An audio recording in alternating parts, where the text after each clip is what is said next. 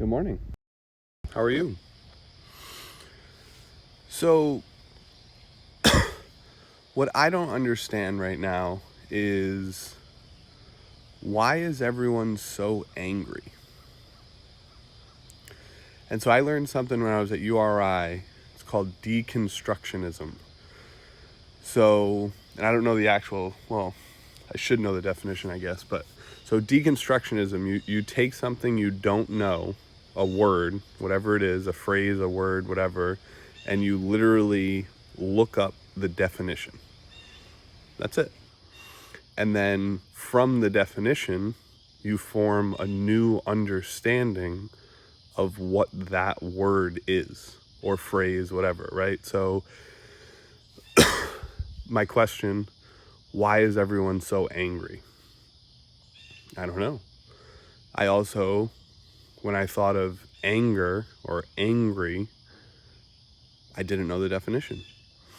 So I looked up the definition, and it's a strong feeling of annoyance or hostility or displeasure, which is interesting. Doesn't quite fill in the gaps or tell me or answer my question, but it tells me literally the definition of anger. So it makes me think of my childhood, and when I was a kid, I definitely had anger issues. I remember breaking cabinet doors, punching things, whatever. Still trying to work on where all that was coming from, but I feel like a lot of times anger just comes from expectations not met, right? So if you expect, like Christmas, if you expect a certain present from Santa, whoever, and you don't get it, you get angry, right? But it's kind of so in the professional world, right? It's kind of like a bonus, right? If you don't hit your metrics and you don't get your bonus, you get angry, right? But a bonus is a reward typically for doing extra. It's when these certain things become expected just because, right? So COVID, I know for me personally, through COVID, I was working a job that was pretty much all commission based, so it was based on what we produced. And when COVID came through, I mean, it crippled us. It knocked us down 50%. So you got to figure out how to get by on 50% less while working more.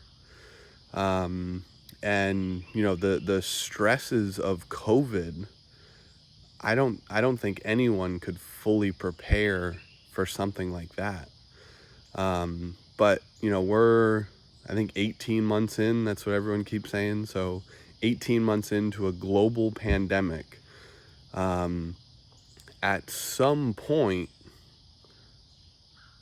I think we just have to change our expectations or accept the fact that this is the world we live in now, right? But think about if we really just unpack COVID a little bit.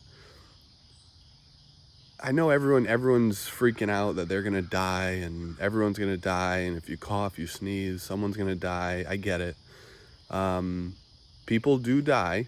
It is a natural thing, so that's again something that we have to wrap our head around and fully accept. But you know, if you talk to anyone in the medical field, COVID's not the worst thing, right? In the sense that it has us more vigilant and focused on hygiene. And that's not bad, right? Wash your hands. Pay attention to who you shake hands with, right? Pay attention to where you're at. And you can pay attention to all these things without freaking out. That is an option, right?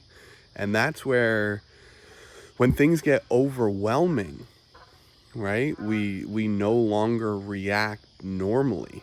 We kind of panic, right? And we go into that fight or flight mechanism, and we're either fighting or flighting. And it's very neurologically, physically, biologically, chemically, at every level, it is extremely unhealthy to stay in that fight or flight mechanism for an extended period of time. It tears down your body, tears everything down, and you run yourself into the ground. So I know this started as anger, and managing expectations. I heard it's from Dodgeball, Vince Vaughn, when he's cleaning out his closet and that nice lady is there to talk to him, and he says, the key to happiness is having low expectations. And it's a comedy, so that's meant to be funny, but there's some truth to that, right? And I remember I think I shared that with my mom one day, and she replied back with a picture of something that said, "True happiness begins when expectations end."